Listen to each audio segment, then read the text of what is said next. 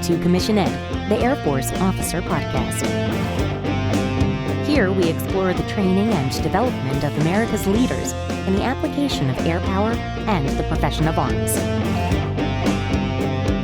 The views expressed are those of the hosts and do not reflect the official policy or position of the United States Air Force, Department of Defense, or the U.S. government. The mention of companies by name is solely for the purpose of discussion and should not be implied as endorsement. Welcome back to another episode of Commission Ed, the Air Force Officer Podcast. I am Colin Slade. And I'm Reed Gann, and we're your hosts for Commission Ed. Hey, Colin, I'm looking forward to bringing our audience this message today. But before we do, I want to make sure they all know this is going to be a heavy topic. This is a bit of a serious one, a little bit more serious than normal. And this is not something that our audience is unfamiliar with.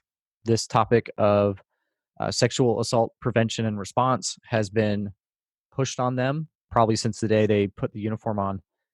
And there may be a temptation for people to not listen. And I want to challenge them, all of them, to listen, because this is about people. It's about helping other people.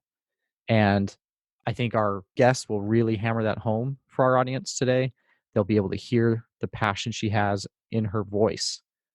And so I'm challenging our audience, listen, pay attention. If you're uncomfortable, that's probably good because it may be challenging you in some way. And that's the only time we're going to be able to grow. So I hope you stay with us today. Yeah, can't agree more. Thanks, Reed, for putting that challenge out there to our audience. As I listened to this interview, it was impressed upon me that we talk about some really important things on this podcast. And then there's this episode, which is on a whole new level of importance. And to the point of exactly what you were saying, this really hits at the heart of what we do as officers in taking care of the people around us and ensuring that they feel safe and able to carry out the mission that they signed up for, to stay true to the oath that they have sworn and help the other airmen around them. And I am so grateful to Captain Mia Keith-Schwartz for taking the time to share this all important message, and can't wait to turn it over here now to her and you and the incredible discussion that you have. Awesome. Thanks, Colin. And with that, let's turn it over to the interview. Today, I'm joined by my friend Mia. Mia, why don't you go ahead and introduce yourselves? Reed, thank you so much for having me. Yeah, glad you're here. Thank you. So my name is Mia Keith-Schwartz, and right now I am a 14N, and I'm stationed at Fort Meade in Maryland. And I was very nicely invited by Reed to talk on this show, I think a couple of weeks ago. And we had originally talked about doing an episode on intelligence officers. But after we spoke for a little bit and he explained his intent with the episode, I asked if it would be possible to instead talk about the SAPR program and the fact that officers who are not 38 Foxes can actually be alternate SARCs. So that is what we're going to focus on today. Awesome. Yeah. And I'm really grateful that you brought it up. It's something that Colin and I, we know it's there. We know a little bit about it, but we're not as smart on it as we could be. So I'm glad that we're going to have this venue to bring it up and help teach and educate our officer corps. A couple things for our audience as a result of the content today. If you have any kids with you or are maybe in mixed company and you aren't certain what their life experience has been, you may want to consider listening to this on your own. And this episode may also contain some sensitive content and discussions about sexual assault. And for those that may have been victims or have family members that are victims, you may find some of these discussions very difficult. So please keep that in mind as we go through this episode today. So yeah, Mia, I'm glad you brought this up. Again, as you described, originally this was going to be a what is an intelligence officer? And we still need to get that done. The audience has heard enough from me. They don't need to hear me talk about my experiences much more. And I think you have a good broad experience as a 14N, but that's going to be for another time because as you brought up, this is something that we have to talk about. I wish we didn't have to. Yeah. I wish that as a culture and as a people and as a service and as human beings, frankly, we had gotten to a place where this was not something we had to talk about, but that's not where we are. And that makes me frustrated. It makes me upset. And as a result, we need to address this. We can't walk by it. In my short Air Force career, I've known multiple airmen who have been the victims of sexual assault from other airmen. Yes. So this is not something that is happening to such a small percentage that you're never going to hear about it. Mm-hmm. It's going to happen. We can't ignore it anymore. I remember one time in particular. So at OTS, we actually have a lesson where we talk about this. It's really hard to give. We have people from the SAPR office come and train the flight commanders on how to give the lesson.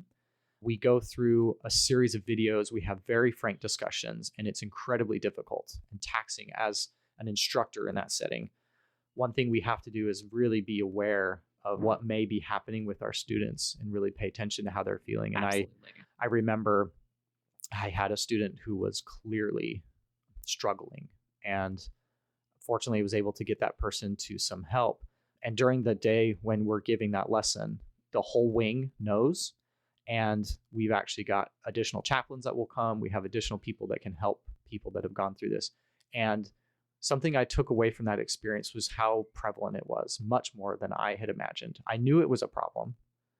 I had no idea to the degree that a problem it was. And some in our audience may already assume that the person in my class that was struggling was a female, and they were a victim. And this person was not those things, but it was still something that they struggled with. Yeah. So I'll tell you, having gone through that experience where I saw one of my students struggling, I was not adequately prepared to give them the support they needed. And that feeling of not being able to help someone when they need it is crippling. And I really don't want it to happen to anyone in our audience. And it's going to happen sooner than you expect. I completely agree with you. I do think it's going to happen much sooner than you expect. And I want to be very cognizant of the fact that when we think about sexual assault victims, we think of a very specific demographic. And I would like to think that we have worked pretty hard over the past couple of years to try to rectify that, because I do think that when you put a female face on sexual assault, that it negates the fact, or it takes away from the fact, rather, that males who experience this particular form of violence in their lifetime, they also need services. They also need support. And when they don't have people modeling, talking about male victims of sexual assault, when they don't see male SARCs, male victim advocates, when men aren't talking about this, it can be very isolating. And we have seen that it takes men much longer to report sexual assaults, if they do report at all. And like you said, right, this can affect many people in many different ways. And just like as flight commanders and as officers in general, we shouldn't be looking at people and only seeing what's visible on the outside. We shouldn't be assuming anything about people. There may be folks in your formation who this is affecting in ways that they haven't verbalized yet. And I think we'll talk about this a little bit later, where it's difficult because the military has placed mandatory reporting constraints on some personnel, specifically folks in someone's chain of command. So that's another layer of complexity that we have put on top of this subject in the military. Sometimes there's confusion about exactly what you can do and you can ask and can say as an officer, specifically if you are in that person's chain of command. So it's a very complex issue, of course, and there are nuances for this issue in the military as well that I don't want to ignore, because they absolutely affect how this issue is handled. And that is one of the reasons that I'm here, quite honestly. Awesome. Really glad you're here, Mia. Why don't you just give us a little bit about you? Let's hear a little bit about Mia so that as you go through, everything we want to talk today, it kind of puts it in context for us. Absolutely. So I actually commissioned from the University of Wisconsin back in 2012. I studied Russian language and literature there, and I was assigned the AFSC of 14N, which is intelligence officer. Was that your first choice? It was. Awesome. So I actually joined ROTC and plotted my entrance to the military revolving around the idea that I would be an intelligence officer no matter what service branch I was in. So it was almost like intelligence came first, service branch came later. Okay. So it's something that I always knew I wanted to do, but I will say, and I know that this is a topic for another podcast, I did not appreciate the sheer amount of opportunities that would be available to me as an intelligence officer. And I am extremely thankful to the Air Force for giving me those opportunities. Yeah. And that's definitely something we'll cover in our 14N episode, which will be coming. I don't know when. I know a whole lot of 14Ns. It's just, it's finding the right Yes, ones. you do. It's finding the right ones. But you're right. It's almost like joining the military twice. It is. Because not only do you have the Air Force, which is a Yes. huge organization, you have the intelligence community, Yes. which is a whole nother shebang that's also massive. Absolutely. Yep. All right. So we'll leave that for another time. Just a little forecasting, get our audience excited for it. Sounds good. So Mia, this topic of being an advocate for those that have suffered is not something that you just came upon when you joined the Air Force. This is something you've been doing for a while. Why don't you tell us a little bit about that? Absolutely. So for me personally, it has been a long and winding road. When I initially got to college in 2008 at the University of Wisconsin, I decided that I wanted to be involved in the civilian victim advocacy organization in the local area. So I started kind of my career, I guess you could call it, as a victim advocate on the civilian side of the house. So I worked with the Dane County Rape Crisis Center that's in Dane County in Wisconsin. And everyone does advocacy a little bit different, the scheduling, how you train people. But I think it was a really good foundation, and it kept me interested in the subject, and it made me want to do more. I was pretty limited in what I could do in college. Sure. But after I graduated, there was a period of time in which I was out of the country on the inactive ready reserves, and I couldn't really do much out there. But when I got back to the US and I started going through technical school down at Goodfellow Air Force Base, I linked up with the SAPR program there.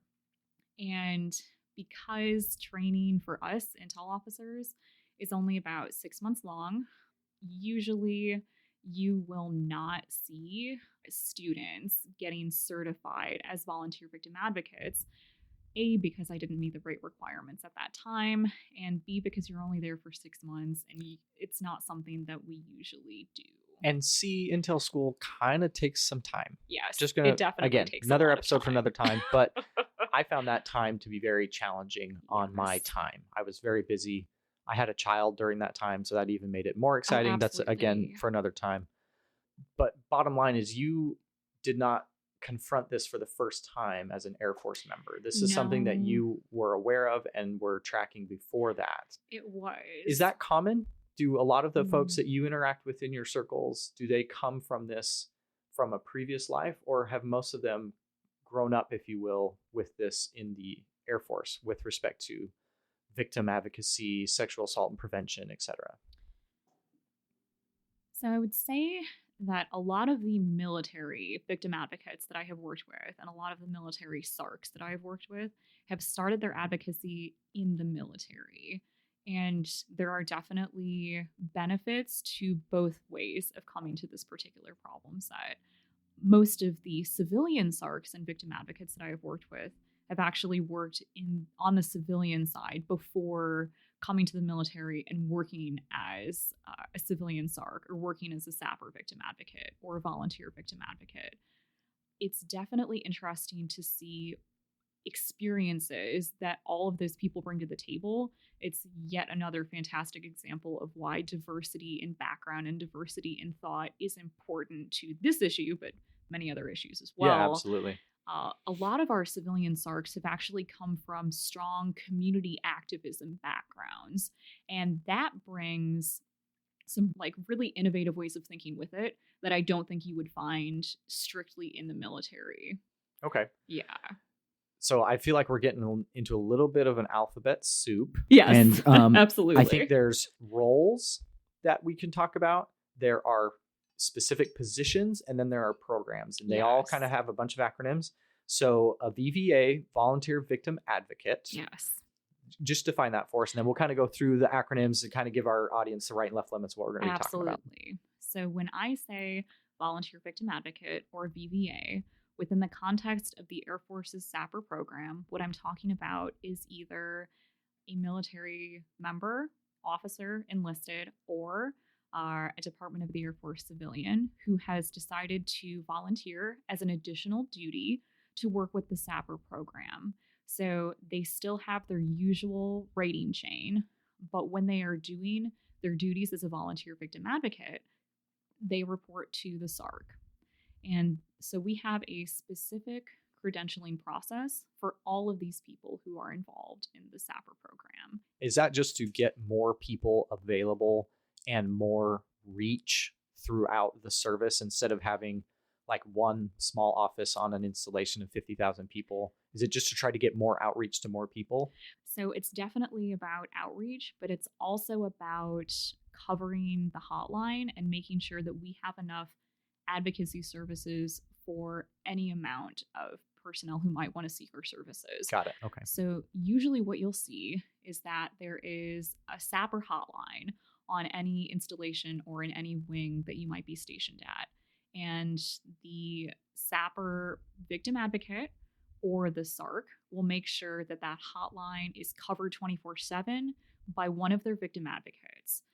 This is something that varies from base to base. Your base might have their own procedures for it, but our victim advocates are really our front line in advocacy. These are the folks who are actually taking the calls on the hotline, are, if the client desires, coming to the emergency room with the client, sitting with them while they get their sexual assault forensic exam done.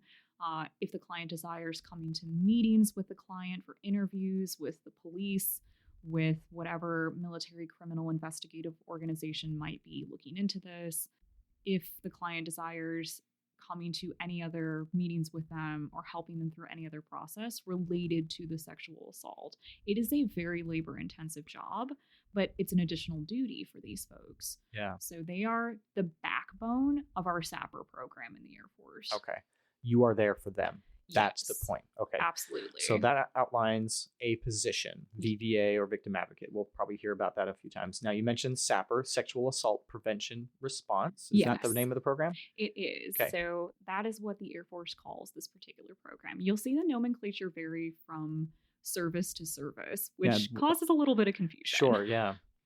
Okay, but yeah, so that's the SAPR program. Yeah. And then the SARC. What is that? Is it Sexual Assault Response Counselor? Coordinator. There it is. Yes. See? Yeah. This is why we're having this episode. Help get everybody caught up. Absolutely. All right. And that's a full-time hired, Yes.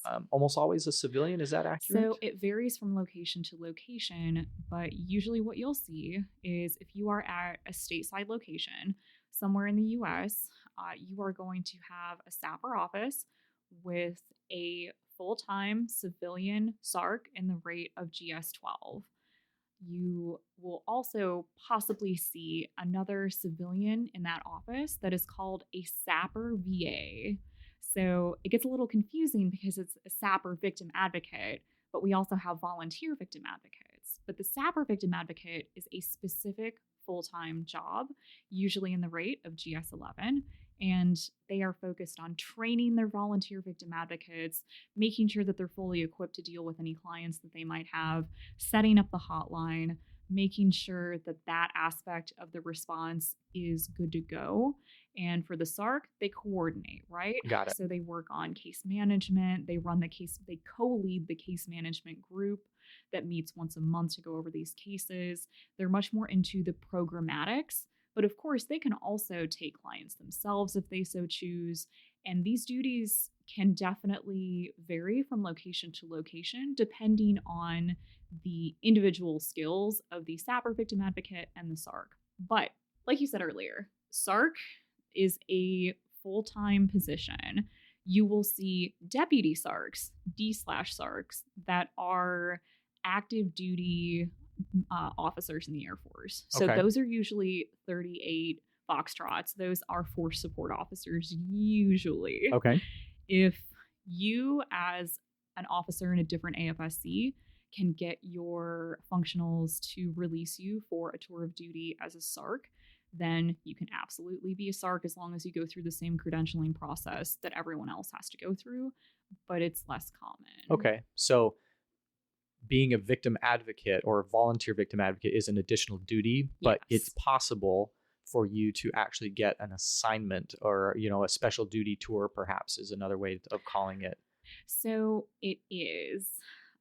It's possible, and this is mostly, I'm talking about the 38 Foxtrot crew field, the force Okay. support officers. It's possible to be a deputy SARC, or it's possible to be, the title is SARC. But when we're talking about the credentialing process for Got both it. positions, it's the same. It really depends on the structure of the SAPR office for each particular installation. Okay. Yeah. If we could give the most common denominator that, the situations that's going to cover most installations, most situations where people are on the installation, there's going to be an office. Yes. And that's going to be called the SAPR office. Yes. And that's where the program SAPR is Exactly. headquartered. Yeah. At that location, you will have a SARC, the Yes. senior coordinator for sexual assault and prevention, Mhm. and then a series of deputies, volunteer victim advocates and other positions to help the program run well. Yes. Okay. I think that's a good, what Absolutely. is the alphabet Yeah. soup that is this program? And I will say it does get a little confusing. And quite honestly, when I first joined the program, I was extremely confused by a lot of these acronyms. I had to read the AFI several times to actually understand what all the acronyms actually meant in real life. Sure. You've mentioned an AFI a couple times. Do you happen to know which Yeah, one it is? Absolutely. So this is AFI 90-6001. So that is the Air Force's governing guidance for the SAPR program. Excellent. And we'll try to link that in the show notes for our audience. Absolutely. Very good. I think that's a really helpful rundown. We talked about the positions, the office, kind of the whole thing. And I think it's really important for our audience. I don't need you necessarily to understand all the intricacies, but I need you to know that there is a program, Yes. there is a person, and you can find these folks. Absolutely. When I taught at OTS, one thing I would always hammer at them is you may not know all of the legal things that you're going to confront as a flight commander or a DO or a squadron commander, but what do you need to know? Call JA. That's what Yes. you need to know. Absolutely. And so we definitely want to hammer that as we go throughout this. We do want them to get more understanding and knowledge, but we also need you to say, oh, this is where my knowledge and experience ends. Yes. I need to call someone. Yeah. Yeah, absolutely. we really want to make that clear. Yeah. Awesome. That's a fantastic point. I don't want anyone to feel like they have to memorize all of this. It took me years to get a handle on the intricacies of the AFI. I just went on a 4-month deployment. I came back and I'm relearning some things. And there was some additional guidance published that I still am absorbing, right? It's constantly changing. You don't need to worry about all those intricacies as long as you know who to call. Yeah, outstanding. Yeah. Let's talk about that. So you've been to multiple installations, some OCONUS, some CONUS, and you've also done a deployment. If there's a leader out there who's leading in one of those variety of environments, or there's someone who, heaven forbid, is a victim, Yes. how is the program different with a CONUS installation, with an OCONUS installation, with a deployment? Like, how does that work? So ideally what should be happening at every installation or deployed location worldwide that the Air Force has any purview over is that there is a presence, or at least a way for victims of sexual assault to get advocacy. In very austere deployed locations, this can get a little bit more complicated because you won't always have certified victim advocates at deployed locations. I mean, very forward deployed locations. Even at larger bases like Bagram and Ali Al Salim, Al Udeid, Incirlik, you will likely have a full-time SARC at that location. So you can deploy in those positions. You can. Okay. And that is actually something that it's a very interesting opportunity for victim advocates who are already certified and want to go on one of these deployments, because you can be just a volunteer victim advocate in an AFSC that has nothing to do with sexual assault prevention and response. And you can go on one of these deployments if you're able to. The deployments themselves, I have heard that they're very rewarding. I myself, while I was at INSERLIC, I was an alternate SARC and an acting SARC for a fairly long period of time. Technically, INSERLIC is in a combat zone tax exemption, but there is a difference, I think, between being in Turkey and being in Afghanistan. Yeah, I was just going to say the installations you listed are, big. Yes. Many thousands of airmen, Absolutely. soldiers, sailors, and Marines Yeah. stationed at those locations. We can certainly understand situations in some FOB somewhere small in the Yes. mountains of Afghanistan where getting these types of services is going to be a lot harder. Yes, absolutely. And Okay. that is something where, because SAPR is a locationally based service, so for INSERLIC, for example, we had responsibilities for GSUs all over Turkey. So we had to ensure, as a SAPR office, that we made sure that all of those locations had access to sexual assault prevention and response services. It will look different depending on what location you're at, but the goal of the program is that as an airman, no matter where you are in the world, you have access to these services. We have not always been able to execute the intent of the AFI in that regard, but that is something that we very aggressively try to do. Awesome. Let's change pace a little bit. We've talked about kind of the overall structure. We've talked a little bit about some of the roles and positions in the program. Let's talk a little bit about the faces involved in this program. Absolutely. So, Mia, you're a woman, and you're talking about being a VVA, about the SAPR program. I feel like that tends to be the face of this program. And we talked about it earlier on in the episode. We tend to, right or wrong, probably wrong, associate victims of sexual assault as females being victims from male perpetrators. Yes. Are there male VVAs? Are there male... Let's just address that head on, that this is not that cut and dry. Absolutely. So I have personally met quite a few male SARCs, both in the Air Force program and in other services programs. I have also met and helped train quite a few male victim advocates. On the whole, though, anecdotally, I can say that usually most of the folks that I work with in this program are ladies. And I think that there is sometimes still a perception out there that for some reason or another, women are better suited to these positions. And on the whole, I don't support making generalized statements like that, because every individual has different skills. And I absolutely think that it's important for men to be involved in this program, because having that representation on the SAPR staff can absolutely make a difference in whether or not someone feels comfortable making a report or feels comfortable talking about their own experience. And that's the whole point, right? Yes. The point of the program is to help people. Yes. And people are complicated, they're confusing, they're multifaceted and fascinating. And what will make one person be able to take that incredibly brave step to get the help they need, it may be down to that person doesn't look like me. Yes. And so that's why we want to get that message out there. Absolutely. And something that we talk a lot about in advocacy circles is making sure that you are every single step of the way asking your client, are you comfortable with this? Is this what you want? And sometimes, depending on the person, they might want a male victim advocate. They might want a female victim advocate.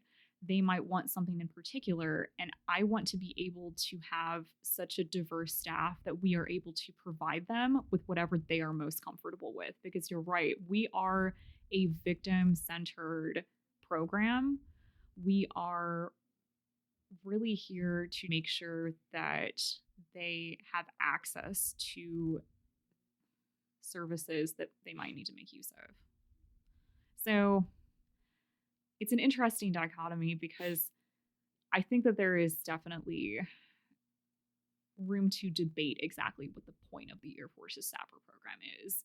I think that if you read through the AFI and if you listen to the congressional hearings and all of the debates that led us to the point where the DoD actually stood up a SAPR program, a debate can be made that this was actually forced onto the military and that the reason this program was created was to satisfy a requirement.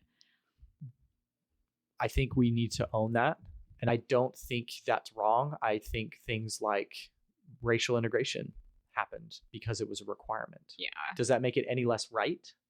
I don't think it makes it any less right. Yeah. So it still is something that is uncomfortable that we must point out. Absolutely. So I think that's okay.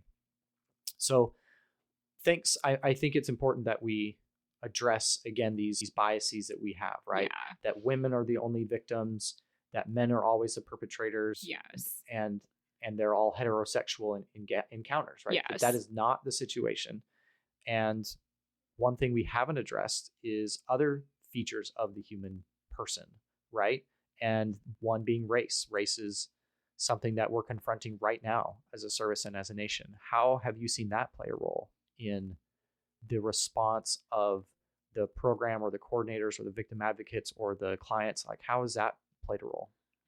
So I do think for certain clients that I have worked with, it absolutely has had an effect on how they have been treated. And for these specific situations that I'm drawing on to tell you about this, I'm thinking of some of the clients I've worked with as a civilian victim advocate, where I was sitting in an emergency room with clients. I'm thinking of several clients that I worked with who were Black and how they were treated by local law enforcement that was different than how I saw my white clients treated when I was sitting with them in the emergency room. So I don't like making assumptions about why some of the things that may have been said to them were said. I absolutely want to state that police officers and law enforcement are critical partners in addressing this issue. And with that being said, a lot of the times, my clients don't look like what we call the perfect victim. When we watch episodes of Law and Order SVU, and when we watch media depictions of what sexual assault victims look like and act like, that is not always how it plays out in real life. And sometimes that can cause an interesting cognitive dissonance in personnel who are responding to the incident, as well as personnel who hear about the incident from the victim themselves or through the natural reporting process. And it can be difficult for people to reconcile the fact that this victim looks different than what they were expecting, is acting different from what they were expecting. On the civilian side of the house, I have definitely worked with clients who had substance abuse problems, who were hostile, who were combative. And it's difficult to tell sometimes if someone is being treated badly because of their race or because of some other thing. And I, as a white person, am probably not very qualified to interpret what racism is to begin with. But I definitely think that there is room to talk about the intersectionality of sexual assault and racism in terms of how we can make sure that our clients, regardless of their race, are treated with dignity and respect and are afforded the same options that anyone else would be. Absolutely. And can we extend that same respect and value for that person to almost any category? Sexual identity, sexual preference, gender, Absolutely. age, race, Yes. right? All those things play a critical role in making you who you are. Yes. And shape the lens through which you experience life and these awful, awful situations. Absolutely. And each person's individual identity is shaped by groups that they are a part of, by their own individual experiences. And each of those identities does come with some unique reporting barriers and some unique obstacles when that person is a victim of sexual assault. And we try to educate ourselves and professionalize ourselves in the victim advocacy community to make sure that we are cognizant of some of the barriers that members of different groups and different genders and different sexual identities and sexual preferences might have, because we want to make sure that we meet that client where they're at and we don't add any additional layers of trauma or judgment or any other barriers to this person's experience, because they're already going through one of the most traumatic things that a person can go through. Yeah, absolutely. Okay, so Mia, someone's identified that this is something that they want to be involved with. How does that start? What does that process look like? Absolutely. So, the first step that I would recommend to you is getting in touch with your local SARC and asking them, hey, are you open to accepting and training new volunteer victim advocates? And if the answer is yes, there are going to be a flurry of documents that you need to fill out in order to make that happen. One of the things that the Air Force requires its victim advocates to do is go through a 40-hour training in order to submit for credentialing. So, this is something that can take a little bit of time, which is why I really encourage you to get with your local SARC or local SAPR office and tell them as soon as possible that this is something you're interested in, because those 40-hour trainings usually don't happen very frequently. It's something that takes quite a lot of planning and effort. So perhaps once or twice a year, the SAPR office will host one of those. And that is a requirement for you to become a credentialed volunteer victim advocate. Then to maintain your currency, I think you stated it was a training every 2 years. You have to stay current. So every 2 years, you have to resubmit your credentialing package with 32 continuing education units, 32 hours of some kind of training or professionalization that you have done. And that specifically calls out ethics training. We are required to do that as a specific subject. Okay. But the beauty of this system is that you can PCS and you still have that certification. When you get to your next duty station, you as a victim advocate will link up with your SARC, say, yes, I do want to continue to be involved in the SAPR program, or if you don't, that's okay as well. That SARC will give you some local training before picking up the hotline and fulfilling usual victim advocacy duties. But it's a highly transferable and portable skill. That's good. I'm guessing there's probably going to be like some state and local law training that's going to happen because everywhere is a little bit different. Everywhere is a little bit different. So that is something that should be included when the SARC or SAPR victim advocate in that SAPR office trained their incoming already credentialed victim advocates from a different location. Because like you said, each state has slightly different requirements. And we want to make sure that our victims understand that so that they understand how their clients' experiences may be different than the previous state or location that they came from. Got it. Yeah. Awesome. So what other things do you want folks to know kind of about like the overall nuts and bolts of the system? Are there any like big topic issues that will help us understand the way it's structured? We've talked about the positions, about the program, kind of about the faces that are involved. Anything you want to cover before we get into the, okay, so what now? So there are a couple of resources that I would like to point out that are available to anyone who wants to learn more about this program.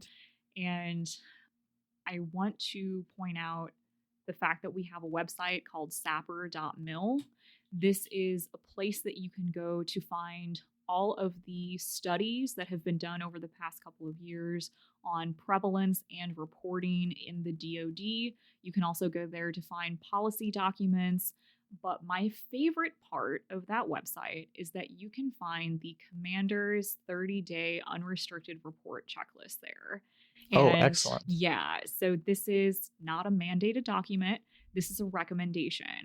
But I love talking about this document because I think it's relevant for officers regardless of rank. You can look at it and kind of get an understanding of at least the initial recommendations for commanders of airmen who have filed an unrestricted report.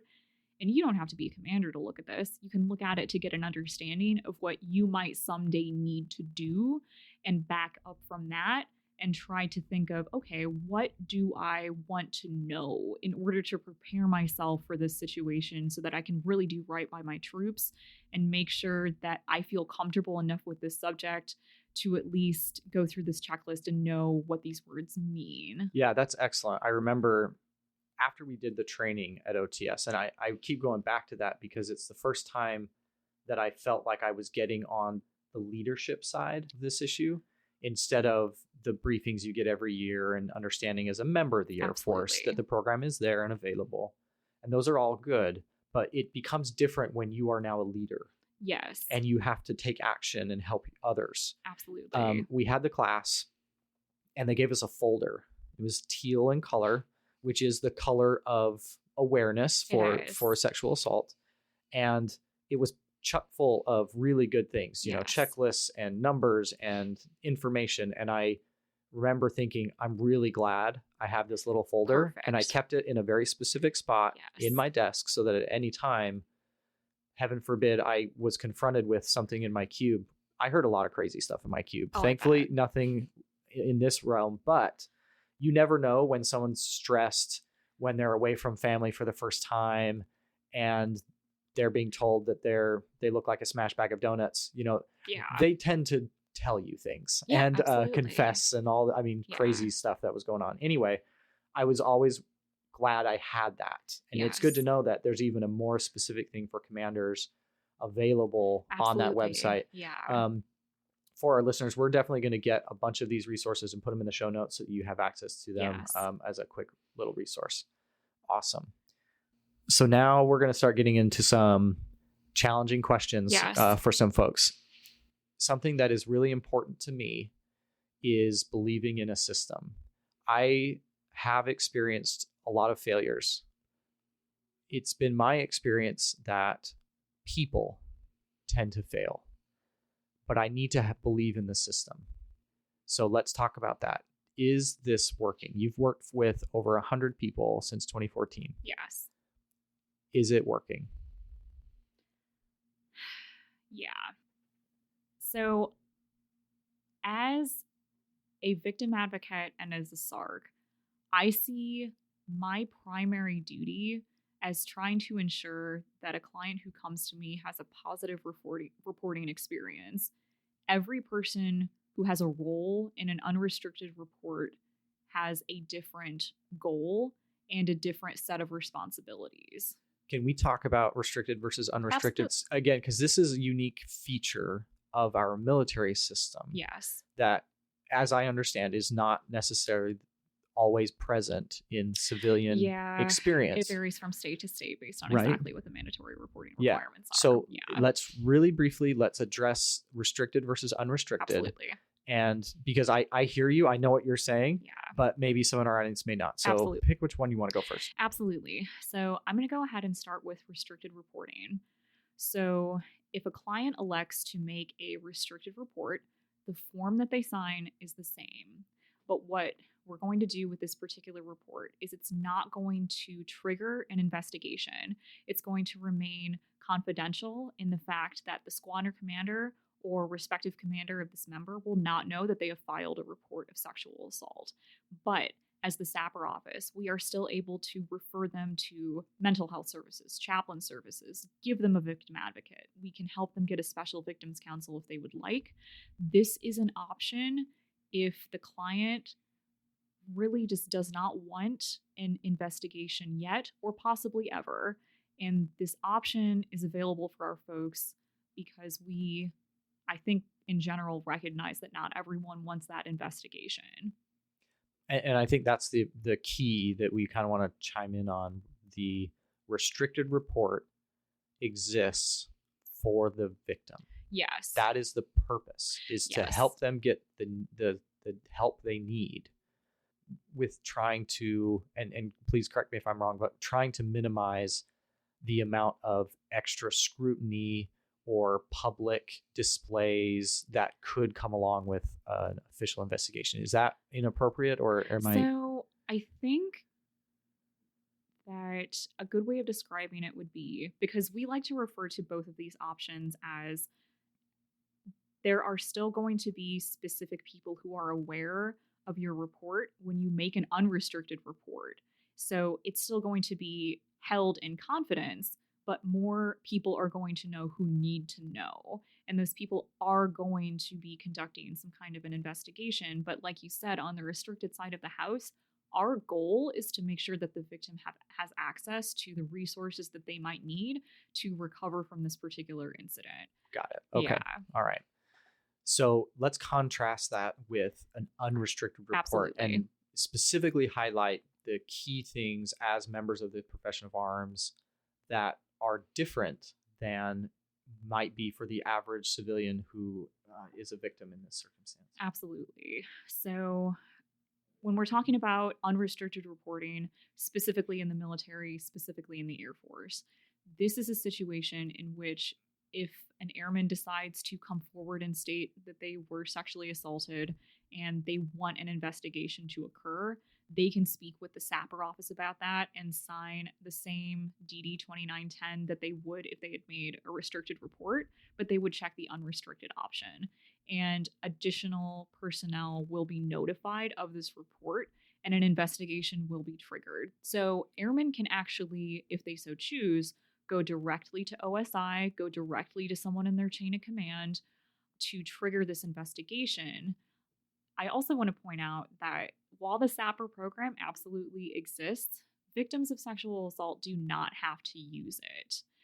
There are some programmatic and administrative things that the SARC will have to help the squadron commander through for a situation like this. But if a victim decides they don't want victim advocacy from the SAPR program, that's perfectly fine. And I have seen that happen. Okay. Yeah. All right. Thanks for running through that. I think now as we talk about, is it working, right? That's the question that we were addressing and I still want to cover.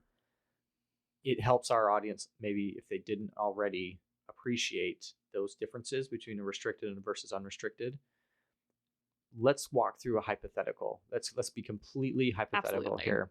But you have an airman who's been the victim. They go to their supervisor. Yes. And they tell them, I've been assaulted. Yes.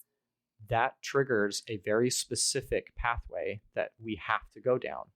And people are going to know. And that's when you refer to the unrestricted.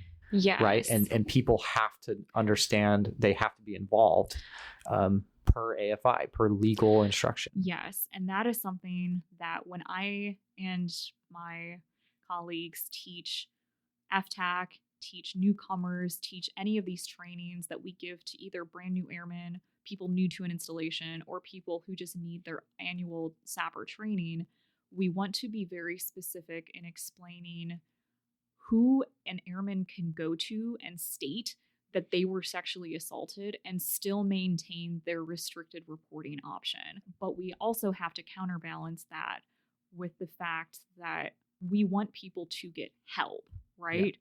So we need to work within the confines of the guidance that we have, because like you just stated, if an airman goes to their supervisor and states, I have been a victim of a sexual assault, that is one of those fairly rare situations that is actually quite cut and dried. Yeah. That supervisor absolutely has a responsibility to push that up to their commander yeah. and make sure that that unrestricted report is triggered. And there's a little bit of programmatic difference between a third-party report, an independent investigation, and an unrestricted report. For the purpose of this podcast, I'm just going to refer to all of them as unrestricted. Yeah, perfect. Because they will result in some kind of investigation. Yeah. But to your point, it's a balancing act because that troop may have a supervisor that they are completely comfortable with, and that perhaps that supervisor is the only person that they're comfortable with at a particular assignment. And this is why we give training on this. Yeah, exactly. Because it is absolutely possible for that troop to come into that supervisor's office, for that supervisor to get a sense that they're about to hear something or something's about to happen, and to very gently, delicately stop the troop from saying anything that limits their ability to make a restricted report, and redirect them to the SAPR office and still care for the member. Absolutely. That's the key. And I hope that's something our audience is picking up. I can see the passion in your face and hear it in your voice. And I hope our audience is feeling that as well. And we really want to convey that to all of you. It's about people. It's about taking care of people. Yes. In probably their darkest moments. Yes. You have got to get good at this.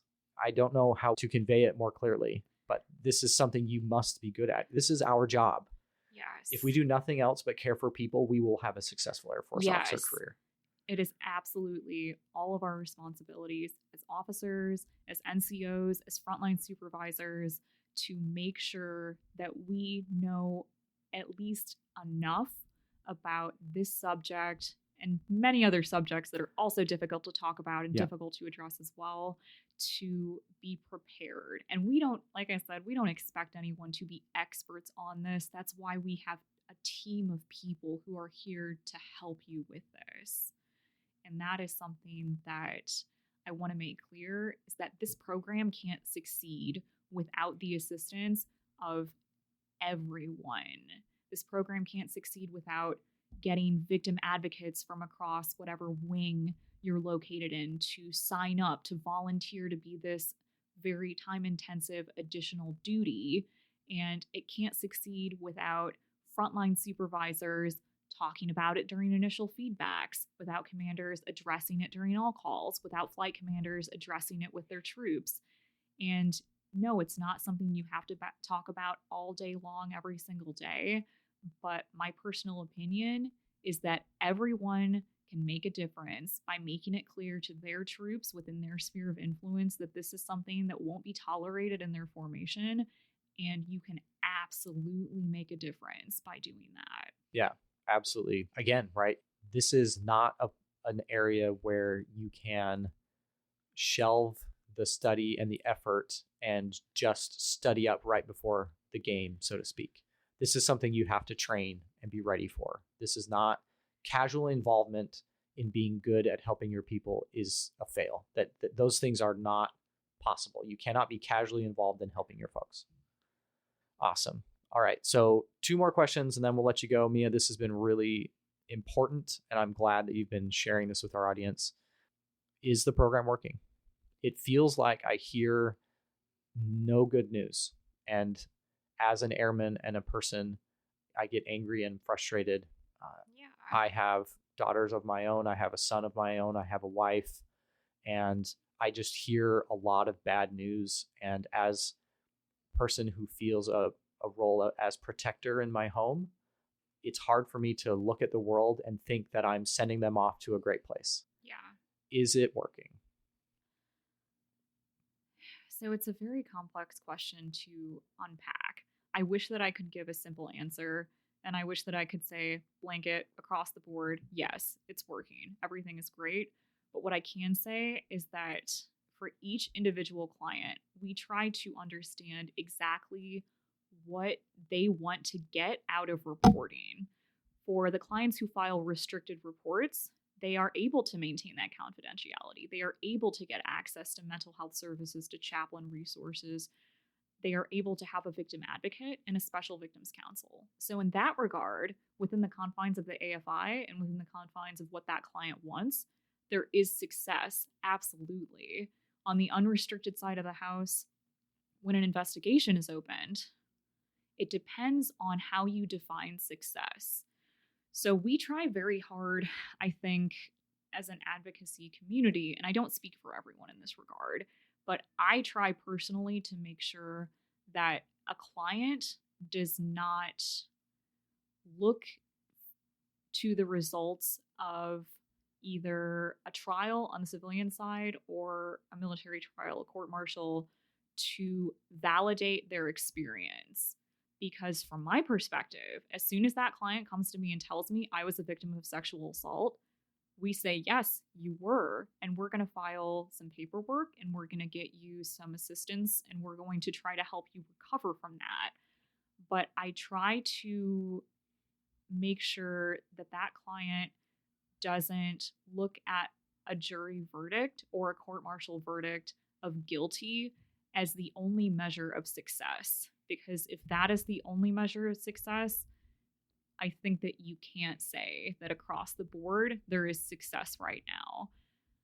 On the other side of this argument is, are we doing justice by the people accused of sexual assault in the military?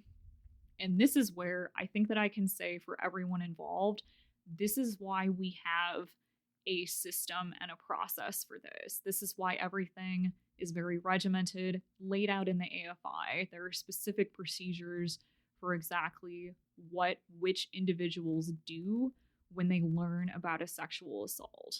And whether or not the results are positive for the client or positive for the subject, the process still exists. And the fact that there is a process, that's a win. But I don't think that I can say that every client that I've worked with has been satisfied with the outcome of the legal process. Sure. It's actually an interesting data point that you can look at some of the DoD's surveys on as to whether or not clients have been satisfied with the program, with victim advocacy. Mm-hmm. We do surveys for that as well. I think it's a very difficult thing to get a solid answer on. I would love for everyone to have a positive experience at the end of this after going through a horribly traumatic situation, to be able to turn around and say, my reporting experience was positive. I would recommend it to everyone else. Yeah. And that is one of the goals of our program as well, Yeah. is that everyone who does report has a positive experience, whether it's restricted or unrestricted, that they felt supported and that they got what they wanted out of that reporting experience. Yeah. To be fair, that was a hard question, right? we weren't going to not pull any punches today. We wanted to get after this. It's so important that every member know that this exists, that it's there, and that we're there to take care of our people. Absolutely. So important. All right, Mia, last question before we get to just kind of wrapping some things up. What's the one thing you want people listening to this to take away from today? The one thing that I would like new officers and officers who've been in the Air Force for a long time to know is that this program can't succeed without your involvement. This is something that can't happen in a vacuum. And this also goes for our NCOs, our flight chiefs. This goes for our chief master sergeants and our first certs. This program is built on the people who are involved in it, that bring passion with them, that bring hard work with them, and who take care of their airmen and who make sure that this AFI is executed in a way that carries out its intent. And it's something we try to get across in SAPR trainings. And I know that the SAPR program, I think, has a reputation for giving trainings that aren't necessarily helpful. I think that it's something that we have tried very hard to make sure continues to improve every year. But bottom line is that we just can't do it alone. A SAPR office and a wing is usually 1 or 2 full-time people with a handful of volunteer victim advocates across the wing. And that is not enough people to enact the kind of societal and culture change that we really need in order to completely attack this problem head on. Thanks, Mia. So as we wrap up our recording today and our interview with Mia talking about the SAPR program, we wanted to kind of delineate. Usually we say, how can they get in touch with you if they have any questions? But we want to draw some very distinct lines on this one. If you have questions about the program or about how to join or about how to get involved or big programmatic type questions, Mia, you've already volunteered. You're absolutely happy to take those questions. They can get in touch with us through our Gmail or on our website, and we're happy to push you that information. However, we want to make it very clear that if you have a report to make about a sexual assault or a violent incident or abuse or harassment or anything of that nature, we do not want to be the forum for that in order to ensure that you can get the best care that you need. So Mia, what's the right way for someone who's been a victim to start reaching out? Absolutely. So what I would strongly recommend is that anyone who has been a victim of sexual assault, if you would like to make a report or if you would just like to talk about what your reporting options are, please reach out to your local SAPR office. And if you don't know who those folks are, that's okay. You should be able to find them on DoD Safe Helpline.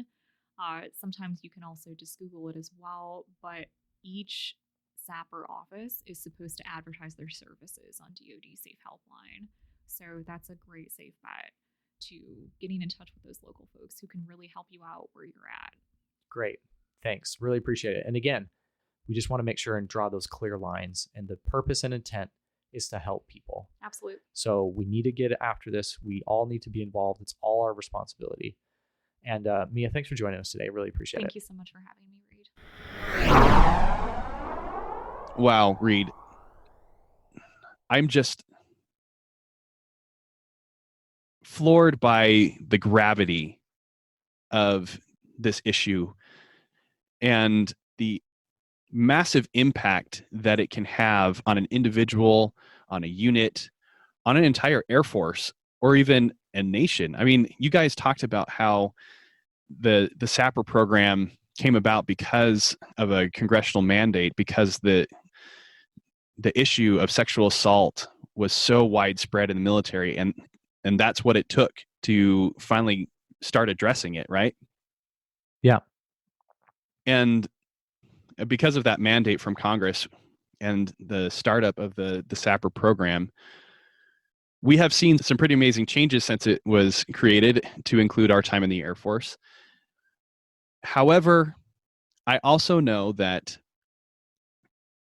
because it is so important and it gets addressed so frequently, that there's this tendency among members of the Air Force to not pay attention anymore and grasp how truly important this really is, you know? Yeah, I do. And I think that's a human response when you don't have an emotional connection to the experience. And so I think it's important for us to recognize that, but also recognize the other side of it when there is an emotional connection to this type of violation of human dignity. The intensity of it is overwhelming in ways those that haven't gone through it, I'm not sure, can fully appreciate. You know, I relayed the message, about the story I had as an instructor, watching a student clearly struggling through the lesson that we taught on this. And that was as close as I have come personally to dealing with this situation as a leader and as a person. And I really want our audience, and I said it in the interview, I want them to not feel as unprepared and overwhelmed as I did at that time. So now, Colin, I think we want to talk about some ways to help us not feel so helpless, to help get us into a better place so that we can address some of these things instead of just being overwhelmed by the gravity and the seriousness of the situation. Yeah, for sure. I mean, first up, let's just say how awesome it is that Mia is able to have that intense level of passion and empathy and care for this program, that there are people like her across our nation, across our Air Force, that are volunteering their time because they are not required to do this in order to get after this issue. But let's be honest here. 2 full-time positions at every wing in the SARC and the SAPR VVA are not going to be able to solve this. They haven't been able to solve this. Much of their time is focused on the response side of sexual assault, which is good. We want them focusing their attention on taking care of the victim, taking care of people who want more information, who want to get additional training and get involved, right? But the solution, the prevention, the sexual assault prevention part of this, that responsibility falls on you, it falls on me, and everybody who is listening to this show, right? But how? How are we going to do this, Reed? What steps need to take place at the individual level to get this thing taken care of? Yeah, because it does us no good to be overwhelmed by the topic and throw up your proverbial hands. Well, I can't fix this. Right? That's an unacceptable attitude. And that's not who we are as airmen. That's not who you and I are. So we're going to try to lay out a framework to actually do something. So Colin, why don't you lead us off with framework we want to discuss? Yes, sure. So this comes from change management theory, borrowing it from a company called ProSci. They are a change management company, and no, we are not being endorsed by them or supported anyway, but they have great information that can help us as officers and as leaders in the Air Force in all things change management. But we're going to apply it here to the topic of sexual assault prevention. So they have a model called ADCAR, and that is an acronym that helps us to better understand the process of individual change, because change at a societal level, as an institutional level, happens one individual at a time. Each person has to go through this process on their own in order for the institution to change as a whole. Okay. So ADCAR, Alpha Delta Kilo Alpha Romeo, starts with the first A being awareness. Now, Reed, what do you think of when I say the term awareness? I think it's recognizing that change needs to occur. And I also think that that recognition is transient. I think sometimes with these big problems, we may think that they are, quote, already taken care of, or that, quote, only happened in the past. One that comes to mind is racial injustices and racial tensions. I think it's too often portrayed that the civil rights movement happened and racial disparity was fixed. It's not. It's a continual effort. Yeah, for sure. Awareness is a diminishing asset. It will decrease over the course of time unless you continuously come back to it, which is why we have this regular training. But awareness obviously is not enough. We got to do more. So the next step is desire. There must be a desire to support the change that we are now aware of. And where does that desire come from? That desire for this problem specifically hopefully comes from the recognition that we are dealing with our brothers and our sisters at arms, and that there is a foundation of trust between us that we want to uphold, sustain, and even grow if possible, right? Yeah. You talked in the episode about how sexual assault is one of the most egregious and most offensive ways to destroy trust. And so the desire to fix this problem needs to come from that recognition that we want to avoid the destruction of trust, that we want to support our brothers and our sisters and foster that culture that is going to enable us to be most effective at carrying out the mission and fulfilling the oaths that we have sworn. Yeah, totally agree. You know, when you think about change management, you think about being a leader. This may be one of the hardest steps for leading an organization through change, is getting them to want to change. And this can be with any topic. You know, if you're the leader of any organization, getting them to enjoy the experience that you're going to push them through, that is next level leadership. And that's tough. And I think this is especially hard. You have to communicate the importance of this. Yeah. I mean, people in general are resistant to change, but sometimes there are things like this where change is absolutely necessary and we all have to get on board with it. Yeah, 100%. Okay. So that is the D, desire. Next, we get to knowledge. Knowledge of how to change.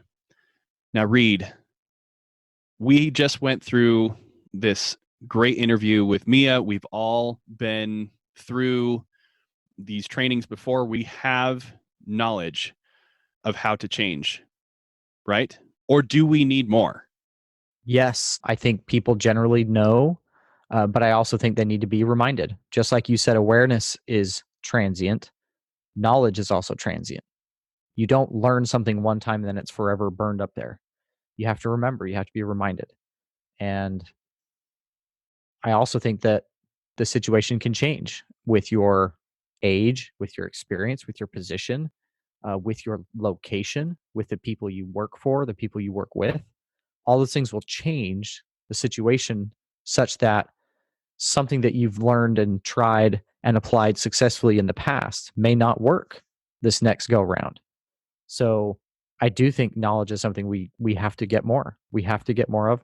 That's why you have VVAs. That's why you have SARCs, to help give some of that knowledge to you and the folks that you serve. Yeah. Don't fight the knowledge. Don't fight the learning that's going to help you be more effective in helping your people. 100%. So that brings us to the next A. It's one thing to have awareness and desire and knowledge. It is now a completely different thing to have ability, to demonstrate the actual application of that knowledge and the desire to support the change. And especially when it comes to this particular problem of sexual assault and the prevention of it, some people feel like they have no ability to prevent it, that if they do speak out, that it's going to negatively impact them as a victim or as a witness or as someone who is somehow involved in this activity. So how do we address that, Reed? How do we provide the ability to our people to get after this problem and participate in the prevention of sexual assault? I think that boils down to the kind of culture we create in the organizations that we lead. That's, I think, the bottom line. What will you walk by? What will you tolerate? Are you going to let that inappropriate comment slide because you want to be accepted by the guys? Say it's the culture and the feeling that you create by the way you interact with people is what's going to be responsible for them feeling like they have an ability to act. If you're constantly coming in from the top rope and stopping them from coming up with ideas or taking action or being, having initiative of their own, I'm not certain that they are going to feel empowered to take personal risk to say something. And that's our job. The culture of the organizations we're in, that is up to us. Yeah. And what kind of culture are we talking about? Let's put some names on it. A culture of trust, because that goes back to what we were saying earlier, that we all come into the military with this foundation of trust based on our common experiences, common training, and our common desire to support what we do as an Air Force, right? We need to create a culture where trust is the norm. That is the baseline. That is the default of what we do. But that isn't the only culture that we want. We also want a culture of listening, a culture of mutual support. What are some others that come to your mind, Reed? A genuine interest in someone and their well-being. That's, I think, a really important one. If you come into work every day, you get the typical, hey, good morning, how are you? And there's nothing else, no connection, it has to be more. People have to believe truly that you care for them, that you are genuinely interested in them, their hopes, their desires, their dreams, their family, them. They have to believe that, and it has to be real, and it has to be genuine. Yeah, for sure. And then the last one in this model is the R, reinforcement. That it's not enough to go through these steps the one time, because just like awareness, desire, knowledge are transient, so are the results of going through this process. You have to re-engage with this on a regular basis. You have to reinforce that culture. You have to reinforce that trust, reinforce that desire to prevent sexual assault in all of its forms, anywhere that it happens at any time. You have to be present and engaged in that frequently in order to eventually get to the point where this is going to be solved. And we can finally say our Air Force is sexual assault free. Yeah. And, I want to make sure our audience knows that we aren't proposing this like the checklist to solve this problem, right? We are simply proposing this as something to do instead of sitting back and admiring the problem. Because I'm kind of sick of that with a lot of things, Colin. I'm kind of sick of people stepping back and pointing at a hard problem and going, ooh, that's a hard problem. That's not who we are. We don't just sit back and admire problems. So that's why we're proposing this as a method for you to at least get the wheels turning upstairs about how you can do something, because we have to. Yeah. And maybe that first step for you is going to be to reach out directly to your local SARC, your local VVA, and just get information. Learn their name. Let's start there. Find out who is the SARC and the SAPR VA there at your installation. Or if you're maybe a cadet in ROTC at a university, they have a very similar program, I'm sure, at the university level in the Title IX office. Find out who that person is. Go talk to them, right? There is something that you can do to get you working toward the solution for this problem. Yeah. And I know I've said it twice already, but I want to emphasize it again, because when it comes time for you to address this, if you don't know already, it's too late. I talk about having that teal folder in my cube that had all of those numbers in it. Just having that available gave me a whole lot of peace and confidence as I tried to help mentor those around me. So start today. Start today. Colin, today. I'm going to do it. I know. I'm not calling you out. I'm emphasizing the todayness of the today. But you're welcome to call me out, Reed, because we should be drinking our own medicine here. 100%. I'm just lucky that I actually work with Mia daily. So I got a little bit of a pass there. But I do like this idea of, hey, every time you PCS, is that on your checklist? Because I guarantee it's not on your in-processing checklist, right? There's all sorts of normal in-processing briefs, but I'm not certain that's always one that's on there. Maybe it should be. And maybe you should put that on your own personal checklist, right? Figure out who these folks are and where they are. I agree with you, Reed. And I think that is a really good place for us to end this discussion, knowing that that is not the end. And we invite everyone who is listening to this episode to listen to it again. We invite you to share it with other people, help others be part of the solution for our Air Force, for our nation, for the people around us who we care deeply about. Let's put an end to sexual assault. Hear, hear. And want to do, again, a hearty shout out to Mia Keith-Schwartz. Thanks for joining us. If you want to get in touch with Mia, please reach out to us on our various social media platforms or our Gmail account. We're happy to get you in touch. Again, we want to emphasize this is not the appropriate reporting forum if you've been victimized or know people who have. We want to make sure that we can get you the help you need. We're going to put some things in the show notes that can help you get in contact with the right folks for that type of thing. And with that, thanks for listening to this week's episode of Commission Ed.